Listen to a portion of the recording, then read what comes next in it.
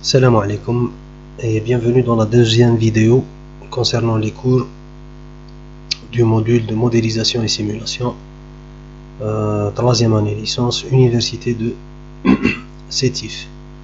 Donc on va continuer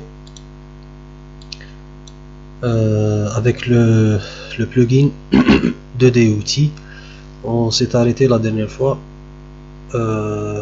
dans les commandes plutôt 2D créateur de face et de hachure. Donc on va passer maintenant, on va continuer avec le reste des commandes. Donc la prochaine commande c'est 2D filet, bien sûr. Je sais pas, la traduction est un peu bizarre. On va voir dans une autre version en anglais. Voilà, donc c'est 2D filet.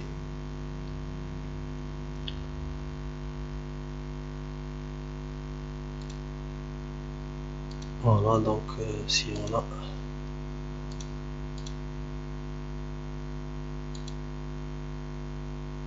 des segments, bien sûr il faut régler le diamètre auparavant. Voilà, donc là le diamètre est de 2, bien sûr vous avez compris que le segment est très grand, donc on va taper carrément. Voilà, donc là c'est 10.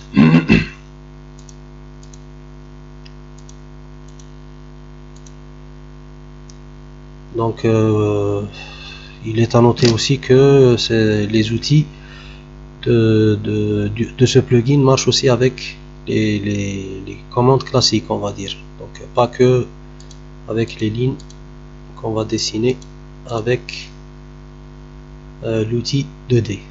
Donc filet, bien sûr, le rayon est de 2 mètres. On peut changer aussi 1, ainsi de suite. Donc là par exemple on va changer la distance. Voilà, donc c'est 3.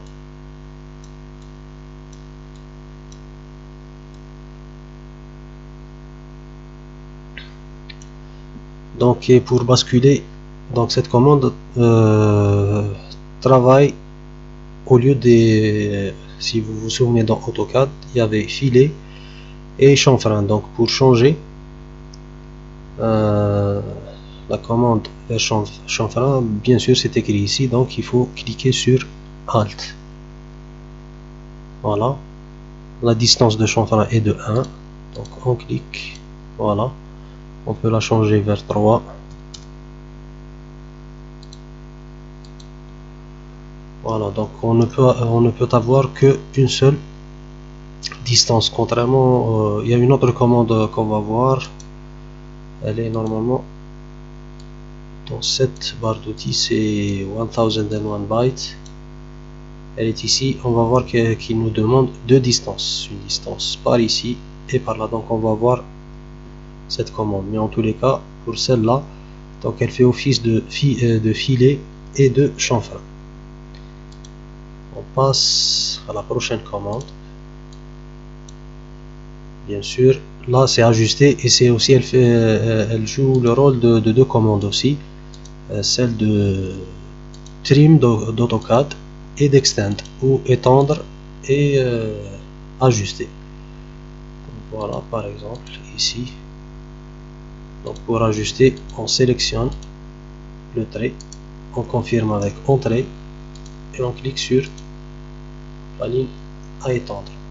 Sinon aussi pour découper on refait la même chose, on clique sur la commande sur la ligne pour découper, on confirme avec entrée et bien sûr on découpe les lignes. Donc c'est aussi facile que ça. Bien sûr pour deux lignes aussi, pour découper plutôt avec deux lignes ou trois, à vous de voir. Il suffit de sélectionner,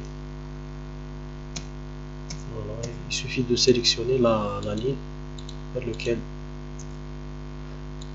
vous voulez étendre ou avec laquelle vous voulez ajuster une ligne. Donc c'est pas aussi difficile que ça.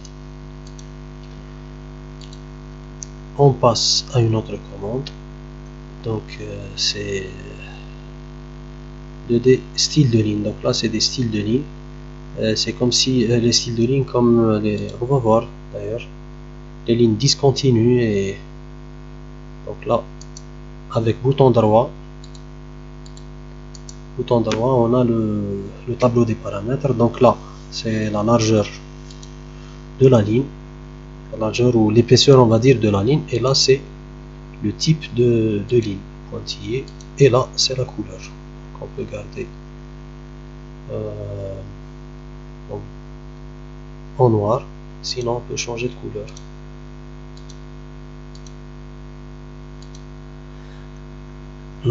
Donc là c'est l'échelle, bien sûr c'est l'échelle de la ligne qui est très petite, donc on va changer vers 100, on va laisser pointillé et on va changer juste de couleur. Voilà.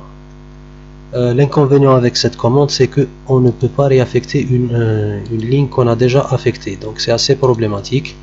Normalement on peut changer. Là par exemple je trouve que l'échelle de la ligne est très petite, donc j'aimerais bien changer, et donc là c'est pas normal, on devra annuler,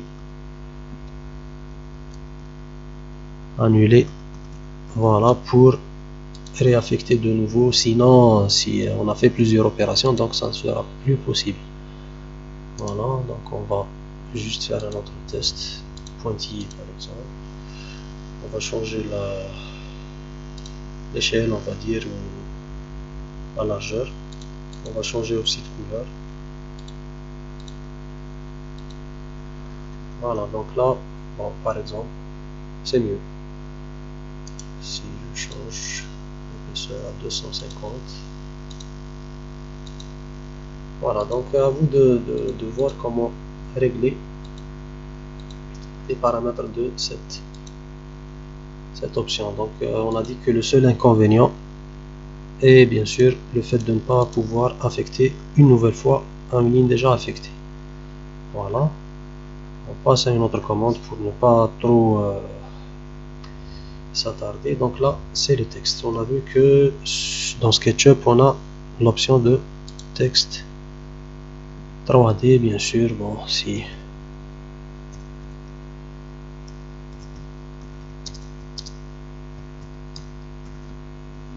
de masse, bien sûr, là on a tous les paramètres à changer, donc c'est assez facile, et on le place, bien sûr. Là c'est la taille, donc on a plein de paramètres à régler, donc la hauteur du texte, mais ça reste un texte en 3D. Bon, on peut avoir un texte, on va dire, en 2D. Si par exemple on décoche la case extrudée, ou on change le texte à la hauteur à 0. Définition. Là on peut pas. Si normalement on peut changer.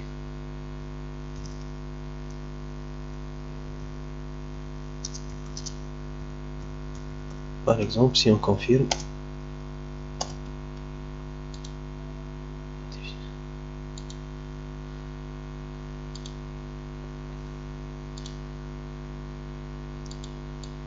on va changer plan par exemple,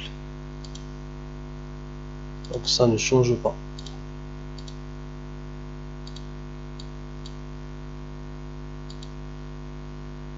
Donc en tous les cas, dans les deux textes, celui de SketchUp classique et celui de la commande 2D texte, donc on va voir qu'on peut pas changer les paramètres. Donc ici, si on revient au texte de la commande, donc là on a notre texte, et ici il faut choisir oui, du moins pour la première fois pour régler les paramètres, et ensuite vous pouvez cocher vers non si vous utilisez les mêmes paramètres. Donc ok, voilà, la hauteur, le texte est centré. Donc c'est des paramètres à vous de régler. Bon, si vous voulez que on va voir, on va faire toutes les faces. et on va voir. Donc OK. Voilà, plan de masse. On va juste faire un essai sur une face verticale comme on a vu. Et on va refaire la même chose. Plan de masse. Toutes les faces. La couleur, on va changer. La couleur, on va choisir une autre couleur plus foncée parce que là ça ne... Par exemple, voilà. Et voilà, donc là on peut le coller sur n'importe quelle face. L'inconvénient aussi c'est que on ne peut plus changer des textes. On ne peut plus, voilà, changer de texte. Définition.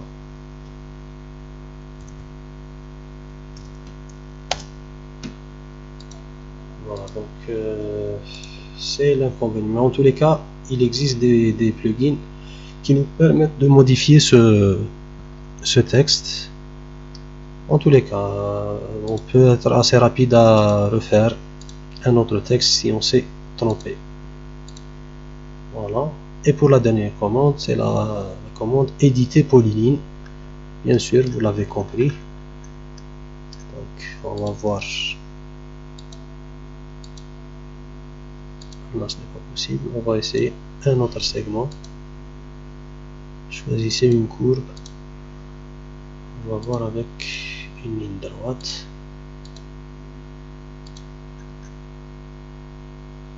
Donc, je crois qu'il faut que la ligne soit segmentée comme ça. Donc, il y a plusieurs segments, sinon ça ne peut pas marcher. Donc, pour unir plusieurs segments, et d'ailleurs même avec un arc, on va essayer. Voilà. Donc il faut utiliser une commande bien sûr qui n'existe, un plugin aussi qui n'existe pas dans SketchUp. Normalement je voulais passer avec les plugins qu'on a, le répertoire de plugins que je vous ai passé. Donc c'est la commande Weld. Vous la trouvez dans le répertoire, sinon vous pouvez la télécharger, elle est gratuite sur Sketchucation ou Warehouse. La collection d'extensions, voilà. Donc on la trouve, outils, voilà, Weld, ça veut dire souder. On sélectionne les objets à souder, on va dire, et on clique dessus. Voilà, donc tous les segments maintenant sont réunis, et cette commande est très importante vu que surtout concernant les tout ce qui est structure et tout ce qui est, donc on aura besoin d'avoir des segments. Par exemple, si on veut extraire ou faire une extrusion d'un profilé selon un chemin bien précis, donc il faudra avoir tout le segment uni. Donc là, on va revenir à la commande. Voilà, donc là on peut voir que les différents segments sont activés. Donc maintenant on peut changer. Voilà, donc il faut confirmer. Pour les formes en courbe, donc elles sont segmentées bien sûr selon le nombre, comme on a vu pour le cercle. Donc il a normalement 32 segments ou quelque chose comme ça. 24. Donc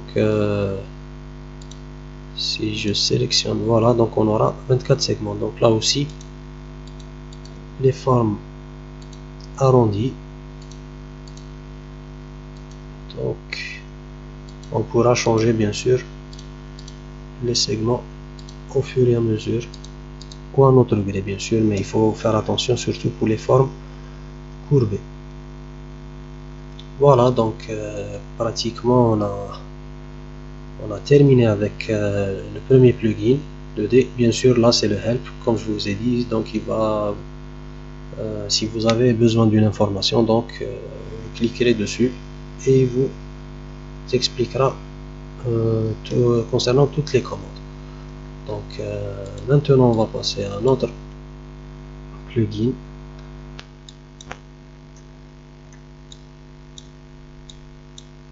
Voilà, et qui est voilà, donc c'est pour ça. Donc l'outil ProLine.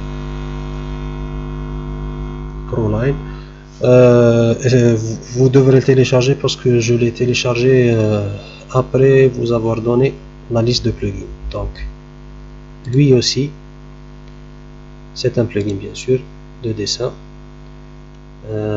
Il faudra cliquer sur tabulation ou tab comme on appelle, c'est les deux flèches croisées juste à côté du A. Voilà, donc vous aurez ce tableau avec les différents paramètres de cet outil.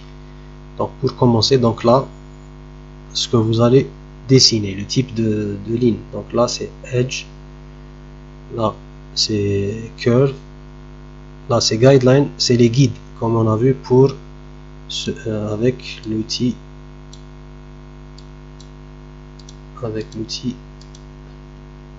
règle.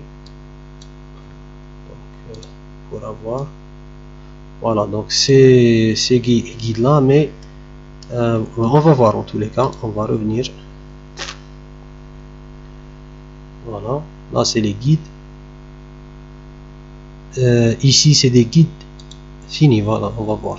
Donc là par exemple on pourra voir juste cette partie, contrairement au guide infini de SketchUp. Et celle-là, donc là quand la commande suivante, c'est bien sûr c'est un guide infini. Donc à vous de voir. Mais sinon c'est plus pratique d'avoir des guides par exemple juste sur le. Je vais revenir. Voilà, je vais rechoisir le guide limité. Voilà, donc c'est bien d'avoir des guides comme ça pour ne pas trop encombrer la commande. Sinon, on revient vers ligne et là c'est guide. Donc là c'est des points, c'est seulement des points. Ici par exemple j'ai besoin d'un point ici, voilà. Là aussi, je vais sortir un peu, cliquer dessus. Voilà, donc c'est des points. Vous aurez besoin d'un point par exemple pour marquer quelque chose, vous pouvez le faire. Sinon on revient vers l'outil ligne. Donc là par exemple je peux dessiner.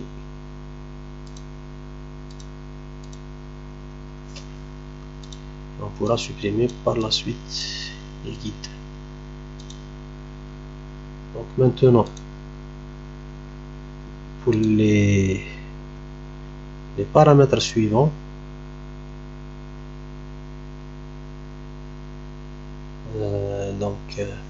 on va expliquer ces valeurs là et on va revenir au comportement, au behavior juste ici. Donc là c'est on va dire c'est une distance d'accrochage.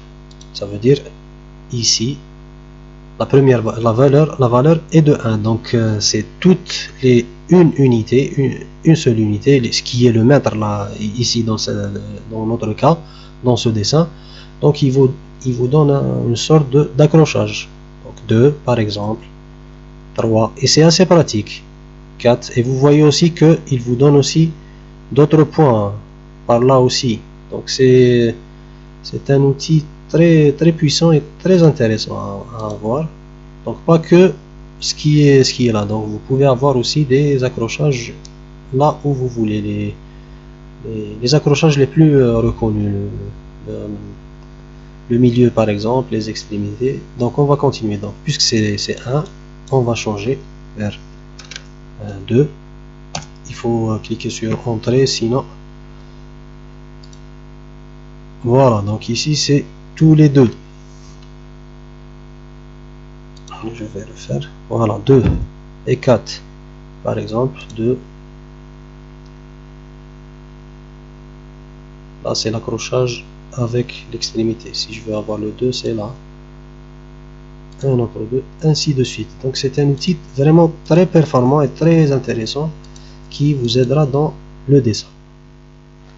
Donc là c'est concernant, à chaque fois vous cliquez sur tabulation pour faire ressortir les paramètres. Donc là c'est un accrochage de distance. Là c'est un accrochage polaire, c'est comme si c'était l'accrochage polaire d'AutoCAD. On change vers 30 et on désélectionne la deuxième. Donc il y a il travaille avec deux angles, c'est aussi assez pratique, mais là il va peut-être plus nous déranger que. Donc là je vais avoir un double accrochage, distance et en même temps angle. Donc pour activer l'accrochage angle, il faudra cliquer sur Alt, je crois. Voilà, donc Alt, et vous aurez bien sûr l'angle d'accrochage, il est de 30, donc chaque 30, donc là c'est 60.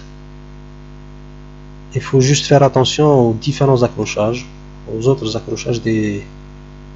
Donc là par exemple 60, et en même temps j'ai l'accrochage de la distance, donc je peux avoir 1 ou 2. Voilà, et je reviens. Donc là j'ai un triangle isocèle, je crois. Voilà, donc c'est vraiment des outils très un outil plutôt très performant qui vous facilitera la tâche. Bon, vous pouvez le faire aussi avec l'outil classique, mais là comme par exemple l'histoire de l'angle, je crois que c'est assez spécifique. Là par exemple je peux avoir un guide, bien sûr, à partir du centre.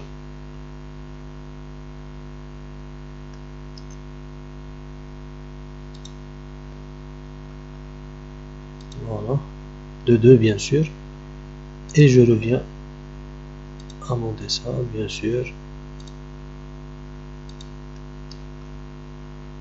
Il peut travailler aussi en 3D, donc le résultat est assez juste, on va dire, ou assez facile à voir. Donc, et bien sûr il faut se familiariser avec cet outil, parce qu'il y a d'autres paramètres peut-être que sûrement que je n'ai pas pris en considération, que je ne connais pas. Donc à chaque fois que vous travaillez avec un outil, vous bien sûr vous découvrirez plein d'autres paramètres par vous-même. Donc maintenant on revient aux paramètres de comportement. Donc là c'est concernant l'intersection des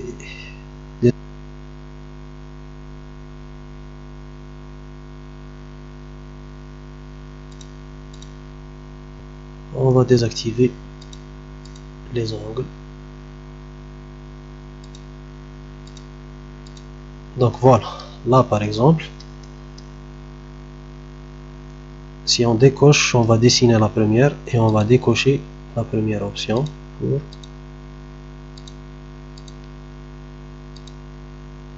voilà. Donc la première option, c'est quand il y a une intersection, bien sûr, est-ce qu'il va y avoir une face ou non. Donc avec la première méthode, je vais le refaire. Voilà, donc il active la face, alors que si on décoche cette option, donc il n'y a pas de face. On passe à la deuxième option, Create Face, et là c'est quand on dessine, on va dire un parallélépipède ou un rectangle, donc une forme fermée, donc où il n'y a pas d'intersection. Je vais fermer ici. Voilà, donc là il n'y a pas de face, je vais la réactiver.